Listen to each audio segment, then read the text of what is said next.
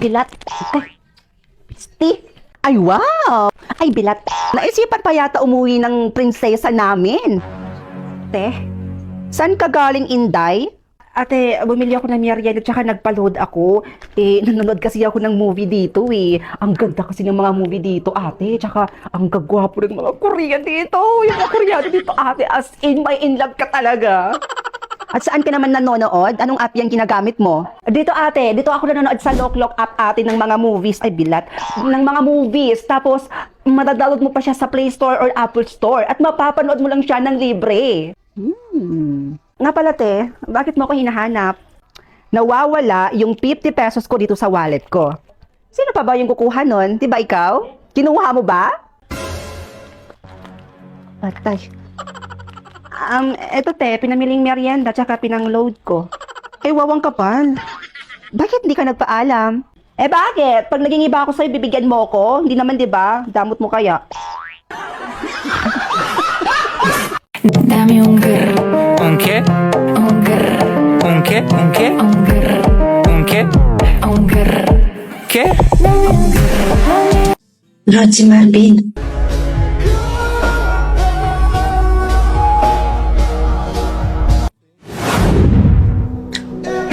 Rods, tingnan mo. Sila na ba yan?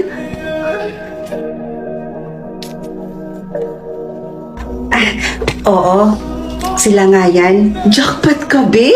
Ay, yayaman tingnan, no? Sabi naman sa'yo, di ba? Kaya nga na-appreciate ko na nag-set sila ng ganito eh. Siguro, baka gusto pa nila na mas makilala ako bilang mapapangasawa ng anak nila. Rods. Ay, hello po. Wag na. Hindi yan ang pinunta ko rito.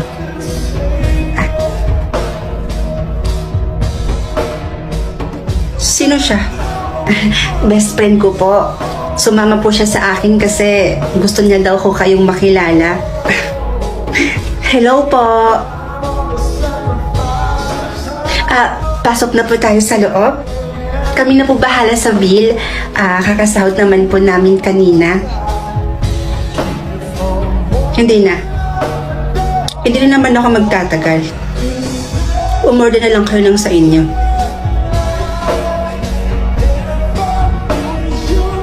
Sige ho. Kanya.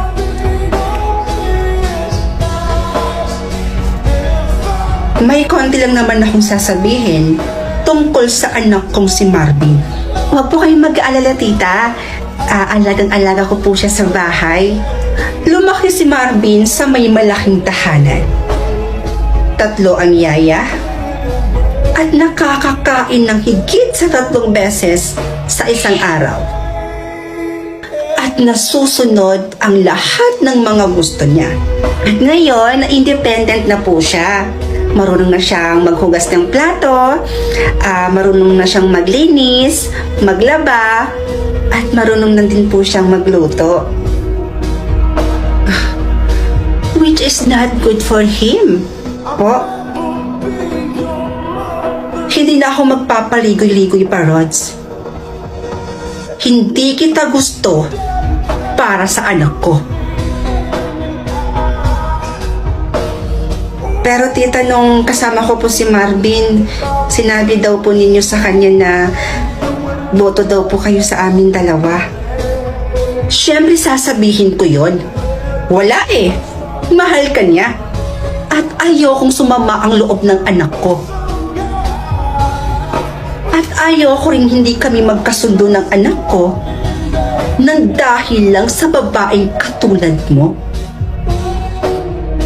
Kaya ako na ang nakikiusap sa'yo, Rods.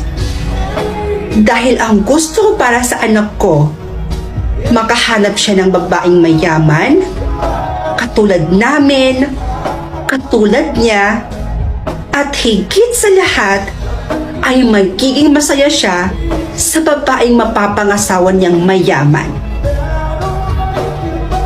And I made a research about you.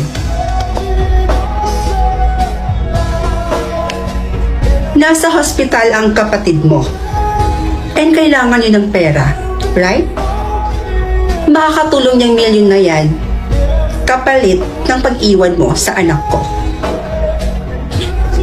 And please, hindi to dapat malaman ni Marvin.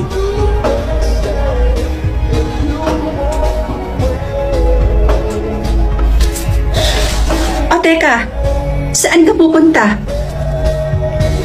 Ibabalik mo yung cheque? O pupunta ka dun sa kapatid mo para bayaran yung bill niya?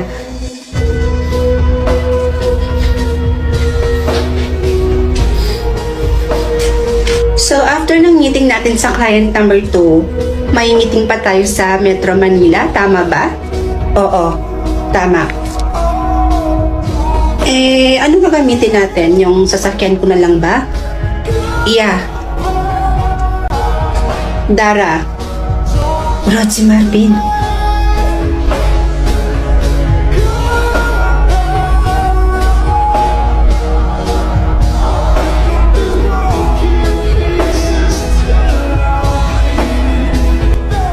Marvin? This is it! Merry Christmas, everyone! Uy, girl, yung gift ko para sa'yo. Tingnan mo na lang dun sa lamesa, ha? Ikaw yung nakabunot sa akin, girl? Yup. And I know, I'm 100% sure na magugustuhan mo yung gift ko na yun para sa'yo. At ako naman ang nakabunot ng pangalan mo, Rosette. Oh, really? At sana, magustuhan mo yung regalo ko sa'yo. Thank you. You're welcome. By the way, guys, nasaan na kaya si Nimpa? I mean, pupunta pa kaya yun dito? Nahiya na ka mo pumunta yun dito, girl. Very well said, girl. For sure, nahihiya yun pumunta dito. Tama lang na hindi siya pupunta dito, girl, no? Dahil nakakabadap yung itsura niya. Kaya tama lang talaga na wala siya dito at hindi siya pupunta.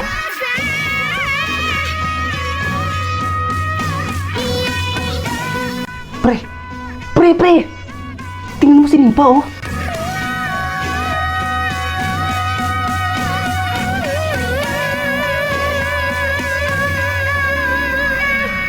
Sabi mo noon, kamukha ko si Ann. Panuhulog na dapa at naputi ka sa daan. Inaasar mo hita ka na puro bariya. O tinagutangan at hulugan pa. Pero ba't ngayon ay nabibihani? Gusto nga akong kaibiganin na ikaw ay makapag. Uy, pre! Yung laway mo tumutulo. Merry Christmas, classmates! Nimpa? The one and only. Nimpa Bercasio. In short, ang iyong bangungot. Pumunta ka ba ng albularyo para ipaayos yung pagbumukha mo? Oo nga. Anong ginawa mo? Gumamit ka ba ng black magic? Girls! Chill! Pwede ba? Kakarating ko lang. Sa takot niyong malamangan kayo, ang dami niyo nang sinasabi. At pumuputok na kagad yung mga butsi ninyo. Whatever. You know what, Nimpa? Kahit anong ayos mo pa dyan sa pagmumukha mo, cheap ka pa din. At yung suot mong yan, for sure, sa okay-okay mo lang yan binili. You're right, girl. Dahil alam naman natin na hindi kayang ma-afford ni Nimpa yung mga ganitong klaseng suot sa atin. Dahil mahirap lang siya. You're right, Patricia. Tama naman kayo. Hindi kami mayaman. Dahil mahirap nga lang talaga kami. At hindi ko yun ikinakahiya, Rosette. Pero alam mo, Rosette, nagagandahan din talaga ako sa'yo. Oo, ang ganda-ganda mo. Kaso nga lang, aanhin mo naman yung kagandahan kung wala naman laman yung utak. In short, boba. Oh, aray ko! Pakak! At isa pa, aanhin mo ang mala Barbie mong kagandahan kung mala plastic naman ang pag-uugali. How dare you? Mag-ingat-ingat ka dyan, Patricia, kay Rosette. Dahil hindi mo namamalayan, tinutuklaw ka na pala ng kaibigan mo na to. Dahil base sa nalaman ko, kinakaibigan ka lang naman itong si Rosette dahil napapakinabangan ka niya. Dahil napapakopya mo siya. Tinutulungan mo siya sa mga activities natin dito sa school. That's why, kinakaibigan ka niya. In short, pinaplastic ka lang ng babaeng ito. Girl, don't tell me na totoo yung sinasabi ng nimpa na yan. Girl, sa akin ka makinig. Dahil ako ang best friend mo. Sinisiraan lang ako ng babaeng yan sa'yo. Hala, Patricia, oh, tingnan mo. Guilty yung kaibigan mo, oh.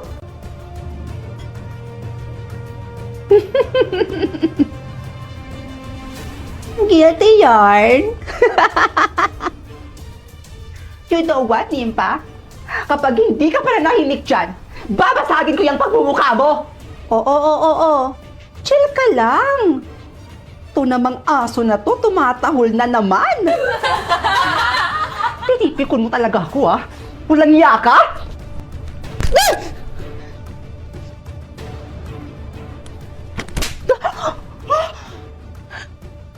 Kung dati, pumapayag akong maliit-maliitin nyo at husgahan niyo yung pagkatao ko, first ngayon, hindi na ako papayag!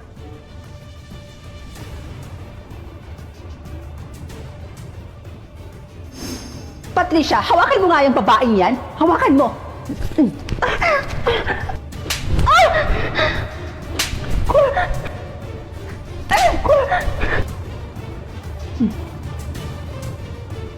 Patricia, hawakan mo yung kaibigan mo.